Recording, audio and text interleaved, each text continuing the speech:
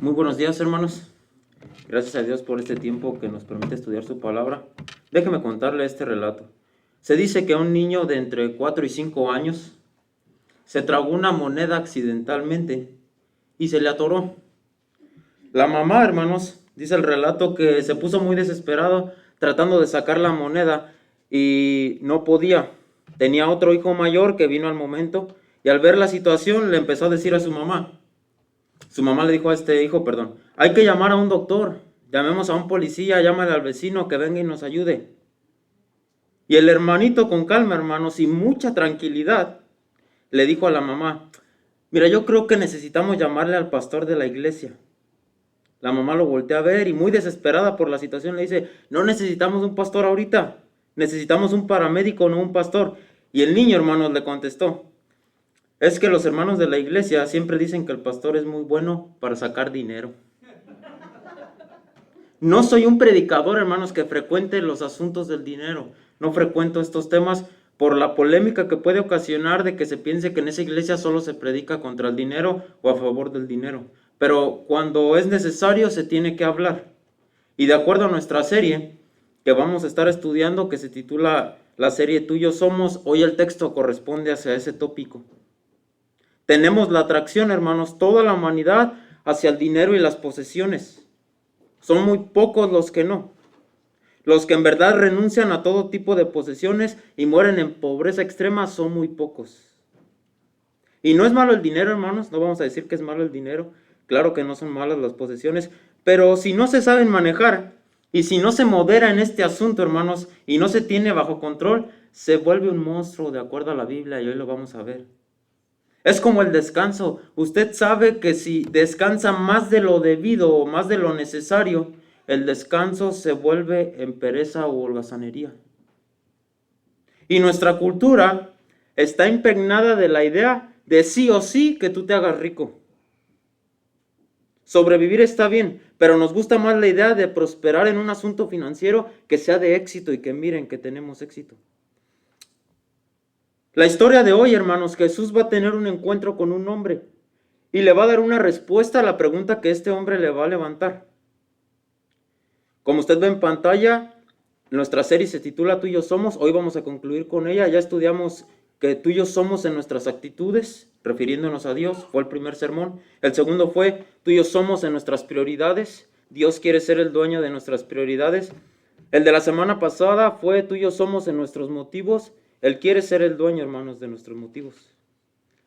Hoy nuestro título, hermanos, para esta mañana es que Él quiere ser el dueño de nuestras posesiones. Dios, hermanos, quiere ser el dueño de nuestras posesiones. Esta serie la basé en Lucas capítulo 9 al capítulo 12. Y vamos a revisar, hermanos, este diálogo que tiene Jesús con este hombre. Le contestó a este hombre con una parábola. Es una parábola donde este hombre buscaba un beneficio propio y Jesucristo lo va a confrontar. Vamos al texto, hermanos, para ir avanzando con esto. Lucas capítulo 12, versículo 13. Dice el texto así, en escena, esto es lo que está planteado. Le dijo uno de la multitud, maestro, di a mi hermano que parta conmigo la herencia. A veces se referían, le decían Señor, a veces le decían maestro al Señor Jesucristo. En esta ocasión le dice maestro, este hombre que se acerca al Señor Jesucristo. ¿Acaso este hombre, hermano, si usted cuestiona el texto, acaso este hombre pensaba que Jesús tenía autoridad sobre estos asuntos de la herencia de alguien? Tal vez quizá el otro hermano de él no le quería dar lo que le correspondía y está enojado y ve al Señor Jesucristo y le dice que le den la parte que le corresponde. Dile a mi hermano que dé la parte conmigo de la herencia. Tal vez, hermanos, el otro hermano no se lo quería dar, comentan algunos estudiosos, y es en donde vienen situaciones a veces de familia. A veces llegan a demandas, hermanos, a golpes. He estado en situaciones así, no que me hayan citado para resolver, pero me tocó presenciarla donde están discutiendo asuntos de herencia y entre misma familia se terminan demandando por algún terreno, por alguna casa. A veces esa demanda ocasiona que se dividan por siempre y no se pueden volver a juntar, ni en un velorio ni en un cumpleaños, por un problema de herencia. Quizá de acuerdo al texto, hermanos, este problema ya tiene muchos años con este hombre, pero hasta la fecha sigue existiendo en nosotros. porque los seres humanos queremos cosas, propiedades, dinero, posesiones. Y no juzgo, hermanos, cada caso es diferente, pero estoy diciendo que esto es algo muy humano, que está en nosotros. Y Jesucristo le va a responder a este hombre, hermanos, en escena. Mire la respuesta que le va a dar. Aquí está el texto en pantalla. Mas le dijo: hombre, ¿quién me ha puesto sobre vosotros como juez o partidor? Y les dijo: mirad, y guardaos de toda avaricia, porque la vida del hombre no consiste en abundancia de los bienes que posee. Jesucristo evalúa la situación y toma el papel que le corresponde. Va más allá de las palabras. No va a discutir, hermanos, quién tiene la razón. No recurre a una oficina de esos tiempos para ver quién tiene los sellos y las firmas de las propiedades. No hace eso. Él ve y analiza el problema, hermanos, que tienen las personas, y va a acertar muy bien con su respuesta. Comprendió que el problema aquí se trataba de egocentrismo, avaricia, egoísmo, y pudo verlo en este hombre. No le demandó dónde están las propiedades, dónde tienes el título que te corresponden a ti. Su respuesta le dice: guardaos de toda avaricia. La vida del hombre no consiste en la abundancia de los bienes. En la sociedad moderna y antigua, hermanos, para ponernos en contexto con el texto, usted vale por lo que tiene, no vale por lo que es. Esa es la manera en cómo la sociedad nos va a mirar. Pero Dios no mira con esos lentes, Él tiene otra óptica, hermanos. En la sociedad, como te ven, te tratan. Cuando los pastores tienen consulta pastoral, a veces, hermanos, ellos dicen que los temas más frecuentes que abordan en una situación pastoral es porque el hermano viene y confiesa que ha cometido adulterio, que engañó a su esposa o su esposa engañó a su esposo. Algunos vienen y comentan en las consultas pastorales, de acuerdo a las estadísticas, que están en una adicción y quieren ayuda para ello. Otros confiesan que robaron. Y los pastores, hermanos, concluyeron en esta estadística que nunca han conocido a un hermano, han encontrado a alguien que venga por consulta pastoral que declare este pecado, diciendo: hermano, soy avaricioso, tengo problemas con las posesiones y el dinero. No digo que no lo existe, hermanos, pero no es algo en lo que se pide ayuda. Y en la perspectiva de la Biblia, hermanos, y del Señor Jesucristo, este es un problema en todas las personas, nadie queda excluido. Está en nuestra naturaleza ir por el dinero y por posesiones. Mucha gente batalla con esto. Tiempo atrás, hermanos, sobre la investigación de este sermón, recordaba sobre un programa que llegué a ver en algunas ocasiones en la televisión, que se llamaba La fabulosa vida de, y ponían un personaje. Y te contaban el estilo de vida que ese rico llevaba. En una ocasión pusieron a este hombre que usted tiene aquí en pantalla, Arnold Schwarzenegger, perdón si no pronuncio bien el apellido, pero usted puede ver el fondo ahí con el dinero. Y este personaje, hermanos, en este programa que ya fue hace unos años, dicen los datos de la revista y del personaje que en un área de 10 millas o aproximadamente 16 kilómetros, este hombre tenía 4 mansiones millonarias. Se hacía pedicure cada 2 días.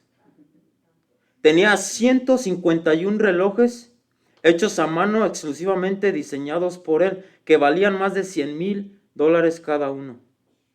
Era dueño de un jet privado y tenía una colección de 100 vehículos que se llaman Hummers. Gente adinerada, hermanos, sé que podría poner más, que compra todo lo que desea, casas multimillonarias, ropa de diseñador, coches de carreras, vacaciones muy extrovertidas, los mejores restaurantes. El ser humano, hermanos, lucha con la avaricia. Y eso no nos quita, el estar comprando cosas no va a quitar la avaricia del corazón. No importa que no tengamos riqueza, luchamos con la avaricia. La tenga usted o no, lucha con la avaricia. Y hay una tendencia, hermanos, junto con la avaricia que encontré que pasa a veces en algunos humanos. Los que tienen avaricia, por lo general, tienden a ser muy acumulativos. Llegan a un extremo de acumulación bastante elevado. En ocasiones acumulan basura. Yo conocí a una mujer en México que los hermanos dijeron que necesitaba ayuda y la teníamos que visitar con los líderes. Y cuando entramos a su casa, hermanos, ella primero nos recibió en la puerta las 2 primeras semanas que la visitamos, pero después que nos invitó a pasar, nosotros no queríamos pasar por lo que habíamos visto, pero caminábamos entre botellas de plástico por toda la casa. Y lo que ella decía era, es por si algún día se necesitan, por si algún día. La casa estaba repleta desde el cuarto y a la sala donde pasamos. No nos asomamos al comedor, pero se veía por el pasillo todas las botellas viejas y pisadas de plástico por la que ella andaba. Por este asunto de avaricia, el ser humano llega a estos extremos. Dice un autor llamado Eduardo Galeano, me caí del mundo en este poema que él escribe y dice lo siguiente, me educaron para guardar todo, todo lo que servía y lo que no, porque algún día las cosas podían volver a servir. Le dábamos crédito a todo, nunca nos explicaron qué cosas podían servir y qué cosas no. Y en el afán de guardar y guardar y guardar y guardar, guardamos hasta el ombligo de nuestro primer hijo, el diente del segundo, las carpetas del jardín de infantes, el primer cabello que le quitaron en la peluquería. ¿Conoce hermanos así usted? ¿Pasarán estas cosas todavía, hermanos? Sí. Mire, esta mujer sobre asuntos de esto, en su libro tituló Ayudando hacia esta terapia de mujeres que luchan con esto y hombres. Ella dijo esta frase, hermanos, si amas a alguien no le puedes dejar toda tu basura. El arte sueco de ordenar antes de morir. Dice la autora en este libro, hermanos, que cuando su esposo murió, tardó más de 3 años en deshacerse de las posesiones de su marido, ropa y herramienta que tenía. Le costó más de 3 años. Hice un apego emocional a las cosas materiales que mi esposo había acumulado. Y dice esta autora, si amas a alguien, no le puedes dejar toda tu basura. La gente, hermano, siempre se va a estar dando el lujo, gastar en cosas que no necesita. A veces se endeuda mucho sin necesidad de hacerlo. Compran billetes de lotería, herramientas innecesarias, chucherías para la casa. Y el resultado a veces genera tensión matrimonial, pérdida de respeto por los que le rodean, sentimientos de culpa cuando están solos. A veces genera desastre financiero. Y Jesucristo, hermanos, dice en el versículo, mirad y guardaos de toda avaricia. Y es muy claro con las palabras en las enseñanzas del Señor Jesucristo. Cuando dice mirad, hermanos, en el texto, esta palabra habla de un término militar. Significa que usted esté en guardia, que no duerma o que esté alerta y que tenga mucho cuidado. ¿Por qué razón, hermanos? El mismo versículo lo dice aquí. Mirad y guardaos de toda avaricia, porque la vida del hombre no consiste en la abundancia de los bienes que posee. Por eso insta a que usted esté alerta, que su corazón no se incline hacia allá. La vida de nosotros, hermanos, no vale por lo que tenemos. Nunca va a valer por lo que usted tiene. Y para ser más claro con los términos, vamos a definir esta palabra. La avaricia, hermanos, es un deseo insaciable de más. Un deseo insaciable de más. Pareciera que no tiene fin la avaricia. Así que después de que el Señor Jesucristo le contesta a este hombre, hermanos, que la vida del hombre no consiste en la abundancia de los bienes que posee, le va a contar una parábola. Ya le dio la respuesta y después viene y le cuenta una parábola. Una parábola, entiéndame usted que es una enseñanza con una aplicación espiritual. Va a traer una enseñanza a este hombre que tiene una aplicación espiritual que quiero compartirles en esta hora. Vamos con el texto, hermanos, de la parábola que se ha dado lectura. Dice el texto así. También les refirió una parábola diciendo, la heredad de un hombre rico había producido mucho, y él pensaba dentro de sí diciendo, ¿qué haré porque no tengo dónde guardar mis frutos? Y dijo, esto haré, derribaré mis graneros, los edificaré mayores, y allí guardaré todos mis frutos y mis bienes. Y diré a mi alma, alma, muchos bienes tienes guardados para muchos años, repósate, come, bebe, regocíjate. La heredad aquí, hermanos, no viene a ser como nosotros pensamos. La heredad aquí habla de agricultura o de que este hombre produjo mucho en su cultivo. Y el autor Lucas, que es en el evangelio en el que estamos, tiene una característica muy particular que usted puede ir captando con lo que voy a ir diciendo. Lucas, hermanos, tenía una característica de estarse dirigiendo mucho a los ricos. Cuando escribe el evangelio se dirige a un hombre llamado Teófilo. Y dicen los estudiosos, hermanos, que Teófilo era un hombre muy rico que incluso le pagó una investigación profesional a Lucas para que escribiera acerca de la vida de Jesús. También en este evangelio tenemos la historia de Zaqueo, que era rico, dice el texto. tenemos la historia del rico mayordomo infiel y la historia del rico y Lázaro. Lucas apunta mucho hacia este lado, enfatiza mucho con los ricos. Y aquí en nuestro texto, hermanos, no es la excepción. En esta historia que usted está revisando junto conmigo, que no está sacada de ningún cuento de superhéroes o alguna película, que no es una figura de plástico, no es un hombre de cera o de cartón, habla de una persona real, que lucha con algo real, un hombre de éxito. Y como seres humanos nos debería llamar la atención porque esto anuncia una vida de éxito. El hombre tenía mucho, había cultivado bastante. Y lo curioso es que el Señor Jesucristo, ya después de que analiza su vida, no le llama que es exitoso. Le dice con una palabra, hermanos, más fuerte a este hombre. Pero Dios le dijo, necio, esta noche vienen a pedirte tu alma, y lo que has provisto, ¿de quién será? Ante Dios, hermanos, usted no vale por lo que tiene.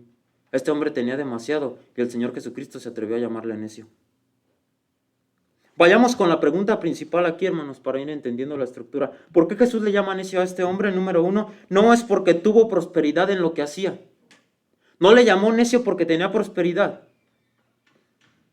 pero sí le llamó necio. Y hay que entender esto, hermanos. Jesucristo dijo en este evangelio, hay una aparente contradicción aquí sobre este título que él hizo, que en otra parte, en el evangelio de Mateo, el Señor Jesucristo dio esta enseñanza, pero yo os digo que cualquiera que se enoje contra su hermano será culpable de juicio, y note bien esta parte, y cualquiera que diga necio a su hermano será culpable ante el concilio. En la enseñanza de Lucas, el Señor Jesucristo está llamando necio al hombre rico, y aquí está condenando que no puedes llamarle necio a alguien. Parece una contradicción aquí de la Biblia. El concilio era la autoridad judía, hermanos, que cuando tenían problemas iban y lo solucionaban ahí. Y Jesús dice que a nadie le digas necio, pero no se está contradiciendo aquí, hermanos. Lo está diciendo con conocimiento de causa. Le puso la etiqueta de necio. Por eso dice cualquiera que se enoje. El Señor Jesucristo no está enojado en el relato. De acuerdo a lo que está viendo, se atreve a decirle necio porque es verdad. Tampoco, hermanos, lo llamó necio por boca de otros o lo que otros estuvieran diciendo. Oh, mira, el hombre rico que tiene allá muchos graneros es necio. Y el Señor Jesucristo oye y va y dice, no lo dice por esa razón, por lo que digan otros. No lo dice porque tenga un prejuicio contra los ricos tampoco. Jesús tampoco le dijo necio porque fuera envidioso hacia los ricos, hermanos. No le dijo necio porque era un antipático ante seres humanos que fueran ricos o con toda prosperidad que este hombre tenía, con cultivos y cosechas, perdón. Este hombre, hermanos, era rico de acuerdo al texto. Y yo no tengo duda, hermanos, de que si viviera este hombre en nuestros días y lo invitáramos a dar conferencias con títulos como cómo llegar a tener graneros llenos o empodere sus graneros en 12 pasos sencillos, olvídese de cosechas pobres. Para Jesús, hermanos, que no tiene prejuicios y que nadie le dijo que usar ese calificativo, es un necio este hombre. Y quiero ser muy claro que la Biblia no está en contra de las posesiones y el dinero, pero cuando habla de este tema, no lo trata como algo bueno ni como algo malo. La Biblia no lo trata en ninguna de los dos. Es decir, no lo trata como algo inmoral ni como algo moral, lo trata en el asunto que es en medio. Amoral sería el término. No es ni bueno ni es malo, solamente es un poder acumulado, hermanos, el dinero. El dinero es energía condensada. Y el punto viene aquí, hermanos, que haga bien o que haga daño, es como usted lo utiliza. En las manos de un hombre malo, el dinero puede ser muy dañino. En las manos de un hombre bueno, puede ser de mucha bendición. Así que no le llama necio, hermanos, porque haya sido un hombre muy prosperado. Quiero que entienda esto bien. Por el hecho de que tenía riqueza, Jesús no le dice que sea necio. Ahorita vamos a ver la razón. Número 2. Otra razón, hermanos, del por qué no le llama necio a este hombre es que no fue llamado necio porque haya hecho su dinero deshonestamente, es decir, que haya robado. En la parábola no aparece que este hombre haya hecho trampa. Nunca lo acusa de que su dinero fue ganado deshonestamente o que lo ganó robando o engañando a los demás. Es un hombre que con el sudor de su frente honestamente ha acumulado riqueza y le ha costado tenerla. Está con el sudor de su frente ganada esta riqueza. Tercera razón, hermanos, del por qué este hombre no fue llamado necio. No fue llamado necio tampoco porque haya ahorrado sus bienes. Y usted sabe que hay personas que incluso antes de que pidan el préstamo de dinero, ya lo deben. Y la Biblia, hermano, no alaba a los que despilfarran el dinero, va en contra de ellos.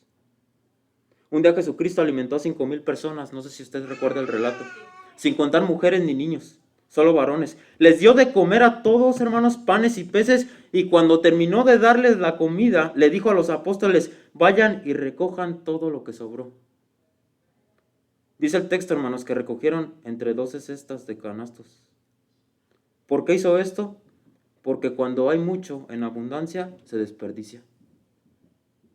Usted va al buffet chino, al buffet de carnes, ya está todo pagado, no importa lo que le sirvieron en el plato, no hay problema en tirarlo, usted ya pagó, tienen abundancia para comer cuanto usted quiera.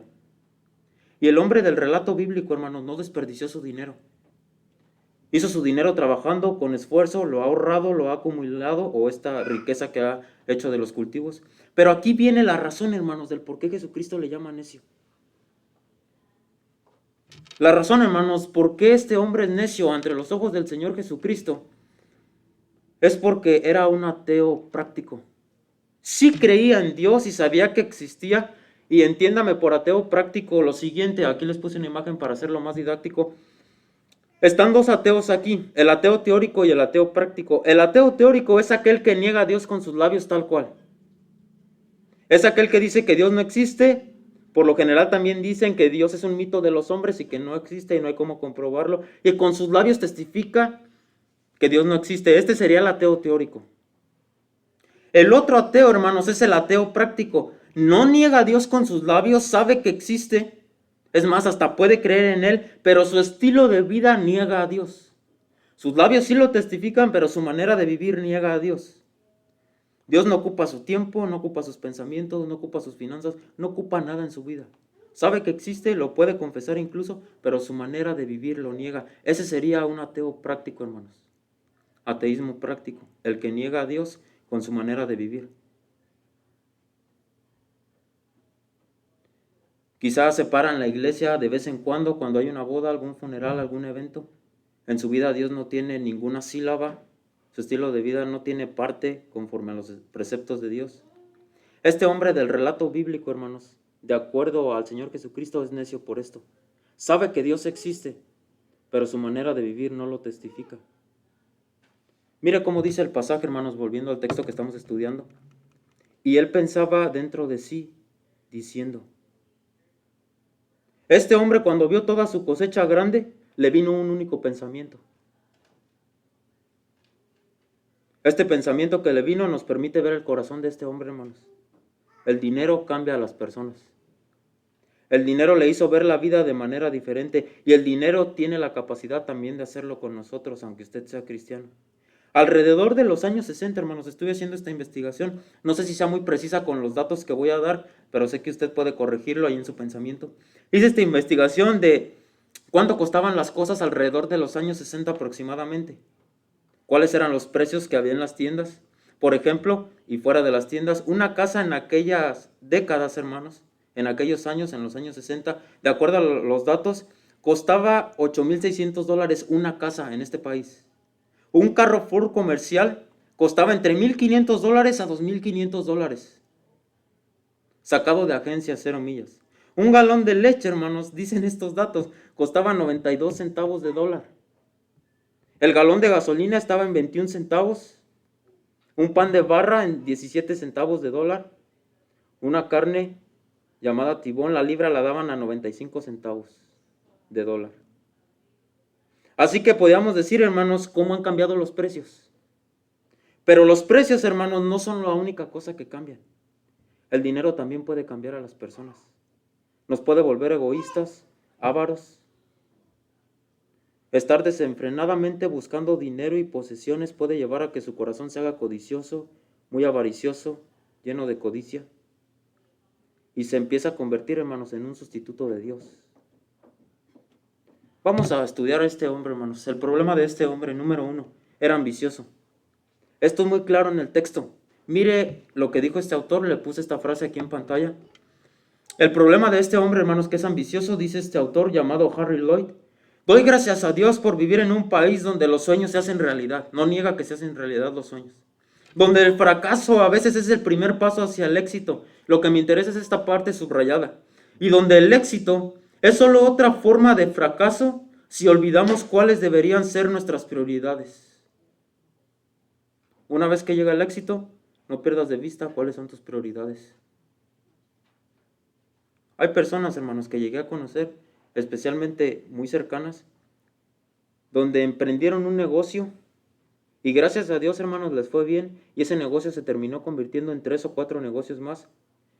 Y lo triste es que el resultado de eso, hoy no se congregan.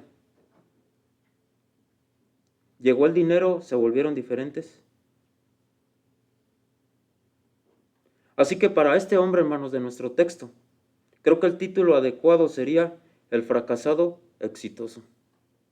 Porque este hombre, hermanos, cuando tuvo éxito, fracasó en lo que más importaba en su vida. E independientemente de cómo le llamemos, debemos aprender de este hombre que está aquí. Este hombre tuvo una ascendente carrera, tuvo éxito temporal, tuvo un plan ambicioso, pero al final, en lo más importante, en lo que se debería que tenía o debería tener éxito, no lo logró. Fracasó este hombre en esa parte, hermanos.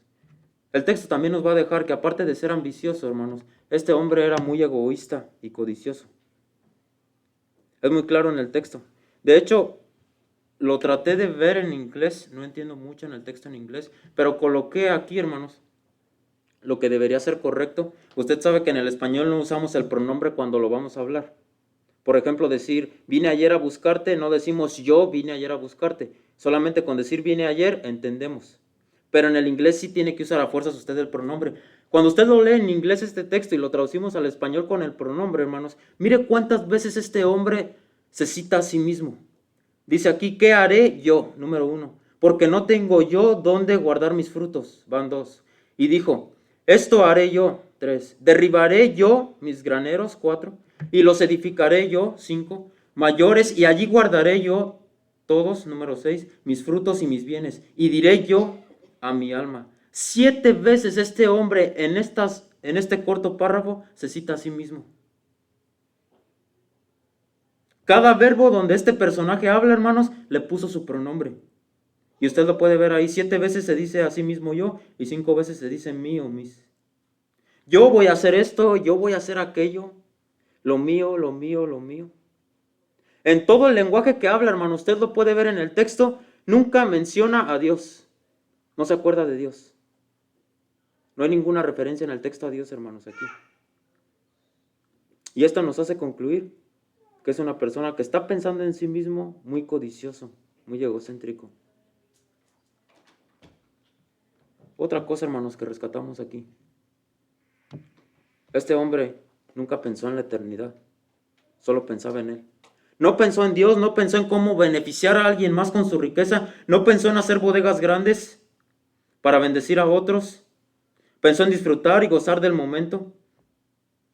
Personas que a veces dicen, hermanos, sí, es muy bonita la iglesia, no tengo tiempo para ir. Quizá en unos años me pueda estar congregando, no estoy estabilizado económicamente, me cuesta ir a la iglesia. No puedo hacer tiempo ni para mi familia. ¿Cómo puedo hacer tiempo a veces para Dios? Y se nos olvida, hermanos, que a veces sobre estos asuntos, incluso del dinero, en querer estar acumulando y querer estar consiguiendo, la muerte puede sorprendernos y dejar grandes lecciones. Vamos a la parte práctica, hermanos, de este mensaje. ¿Qué podemos rescatar? Dice el texto aquí. Dios le dijo, necio, esta noche vienen a pedirte tu alma, y lo que has provisto, ¿de quién será? Un enviado de Dios, hermanos, le dice a este hombre necio. Mire el proverbista, cómo aclara la enseñanza del Señor Jesucristo aquí. No te desgastes tratando de hacerte rico. Sé lo suficientemente sabio para saber cuándo detenerte. Las riquezas desaparecen en un abrir y cerrar de ojos, porque les saldrán alas y se irán volando como las águilas. Quizá tenemos, hermanos, cosas que no necesitamos, que vamos acumulando, y Jesús dijo, ¿de qué le sirve al hombre ganar el mundo entero si pierde su alma? De nada le sirve. Alguien parafraseó esa frase, hermanos, y dijo esto, ¿quién se preocupa por esta vida, pero no por la eternidad? Es sabio en un momento, pero necio para siempre. Jesucristo no nos está pidiendo, hermanos, que no tengamos deseos de progresar. Quiero aclarar la enseñanza. No dice que no construya usted algo grande. No dice que no tenga deseo de salir adelante. Eso no está enseñando la Biblia. Porque a veces se hacen predicaciones equivocadas sobre esto. Lo que sí enseña esta parábola, hermanos, y que Jesucristo nos deja bien en claro, es que el egoísmo no va de acuerdo con la Biblia. En que los bienes que usted posee no son solamente de usted. Por eso el verso 19 es muy claro en la enseñanza. Así es el que hace para sí tesoro y no es rico para con Dios. Y creo fuertemente, hermanos, que lo que Dios nos ha dado, y no hablo de riqueza, lo que Dios nos ha dado es para compartirlo y bendecir a otros. Hay gente, hermanos, de muy bajos recursos que me ha tocado conocer y he sabido de sus testimonios que son muy compartidos. No les pesa compartir y bendecir cuando ven necesidad. Ven necesidad y atienden la necesidad. Y sus recursos son muy bajos. Aquí no se trata, hermanos, de que el mensaje es para el rico y que se trata de que su corazón solamente para el rico es generoso. Sea que su ingreso sea poco, hermanos, que quizá trabaja usted 2 o 3 días y no digo que su situación no es complicada, pero aún así, a usted Dios también le está hablando en esta parábola. No es un mensaje especial para los ricos. Conocimos de un hermano que estaba trabajando para una compañía en México, incluso llegó a tener 2 trabajos. Estaba trabajando para esas compañías. Le daban un alto salario al hermano cada quincena, ganaba muy bien. Él contó su testimonio y dijo que Dios le empezó a llamar al ministerio para servirlo. Se empezó a congregar a una iglesia, se graduó de un colegio y dice que cuando Dios lo llamó, hermanos, al ministerio y una iglesia le estaba pidiendo que predicara para ellos, solamente le podía dar la iglesia el 30% de lo que este hombre ganaba. Decía el hermano, tengo los mejores seguros médicos para mis hijas, me preocupan, tenía 2 hijas, me preocupan más mis 2 hijas que cuando se enfermen las puedan atender. Dice, yo estaba entre esta duda de qué hacer. Dedicarme a la iglesia con el poco porcentaje que me vayan a dar en comparación de lo que ganaba. Y estando en oración, Dios me habló y me dijo, ¿qué te preocupa, tener a los mejores médicos y doctores a tu alcance o que tu hija nunca se enferme? Dios, hermanos, está al cuidado de nosotros. No debe usted dudarlo. Nunca dude de que Dios, hermano, está al cuidado de usted. Me di cuenta de algunos datos y usted es de los que piensa que no puede ayudar o bendecir a otros. Déjeme ser más práctico todavía en esto. La membresía de Netflix, hermanos, equivale aproximadamente a $20 al mes. De acuerdo a los datos, estos $20 al mes es el salario de una persona de entre 2 a 3 meses en países como Burundi, Afganistán, Níger y Haití. Solamente una membresía de Netflix al mes. Es el salario de 2 a 3 meses, hermanos, en otros países. Yo le pregunto, ¿cree que usted pueda bendecir a otros? ¿Cree que usted es capaz de renunciar a esas cosas que sabe que no son necesarias por estar bendiciendo a otros? Responde esa pregunta en su corazón. Si vino un sí de manera inmediata, es porque usted está de acuerdo al reino de Dios y quiere bendecir. Si es negar y pensar, pues es mi salario, yo lo gasto en lo que yo quiero, quizá hay unas cosas o perspectivas que usted tiene que corregir, hermano, de acuerdo a la Biblia. La enseñanza práctica para esta parte, hermanos. Reconozca que todo le pertenece a Dios. Sé que lo decimos mucho y lo repetimos. Nada es de nosotros, es prestado. Todo se va a quedar en esta tierra. Y no estoy diciendo que nos vayamos a vivir a una cueva y con un taparrabos, no digo eso, hermanos. Es un consejo pastoral. Piensa en la obra de Dios. Es un consejo pastoral. Piensa en la obra de Dios. Piensa en un misionero que está batallando, que a veces no tienen que comer y nosotros no nos enteramos porque quizás las redes sociales consumen todo nuestro tiempo o nuestras amistades. Algún predicador, algún hermano que lleva a cabo una misión que quizás está en otro lugar y usted sabe de su situación, a usted le llega un ingreso. El consejo pastoral es que aparte algo, hermano, para bendecir a otro. Toda nuestra vida le pertenece a Dios. Dice Richard Foster, hermanos, un consejero espiritual, que Dios sea el dueño de todo, cambia la pregunta que hacemos cuando damos. En lugar de preguntarnos, ¿cuánto de mi dinero debo darle a Dios? Aprendemos a preguntarnos, ¿cuánto del dinero de Dios debo guardar para mí? Segundo consejo, hermanos, practique la generosidad y sea un ejemplo a otros. La Biblia dice, hermanos, que seamos ricos para con Dios. Y esto significa, si lo quiere aplicar bien, que Dios tiene un banco. y no es cualquier banco, hermanos. Es el banco del cielo, y lo que usted deposite ahí, déjeme decirle que los intereses son muy altos. Enseña a sus hijos o nietos principios de mayordomía desde que son pequeños. Enséñeles a dar y bendecir en la iglesia y a otros.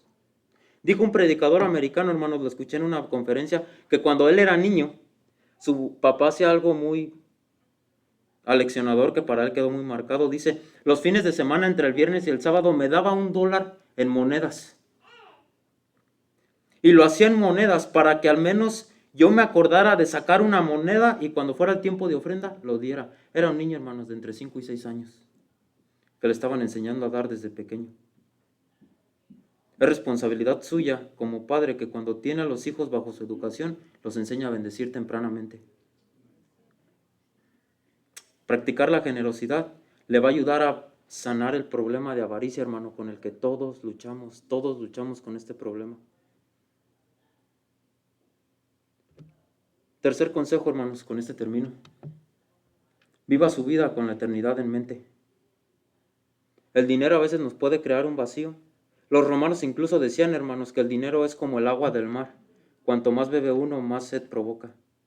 La tragedia de la historia que hoy estudiamos es que la necedad de este hombre, hermanos, fue por decisión propia. No fue porque las circunstancias le rodearan y no supo qué hacer. Él decidió ser un necio. ¿Su riqueza pudo haberlo llevado a situaciones distintas? Claro que sí. Pero decidió ignorar a Dios y vivir para sí mismo. Y la única forma de evitar caer en este error, hermanos, como este hombre, es ir en sentido contrario de lo que fue él. Reconocer a Dios como dueño de lo que usted tiene y darle el crédito a él. Sea poco o sea mucho. Le invito a ponerse de pie, hermanos, vamos a orar.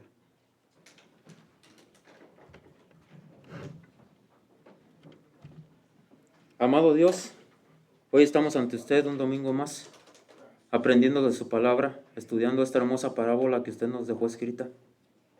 No negamos, Dios, que como seres humanos e incluso como cristianos, el dinero y las posesiones nos mueven, quizá más a unos que a otros, Dios, pero es un pecado que enfrentamos sí o sí.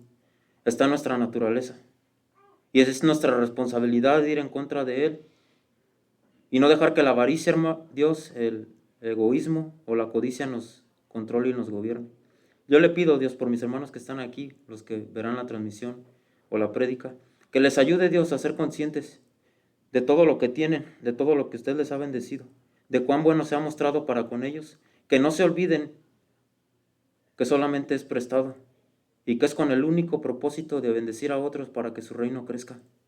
Ayúdenos, Dios, a soltar el egoísmo, la avaricia o la codicia que quizá esté gobernando nuestro corazón. Usted sabe en qué corazones específicamente de los que han escuchado este mensaje hay un problema con ello.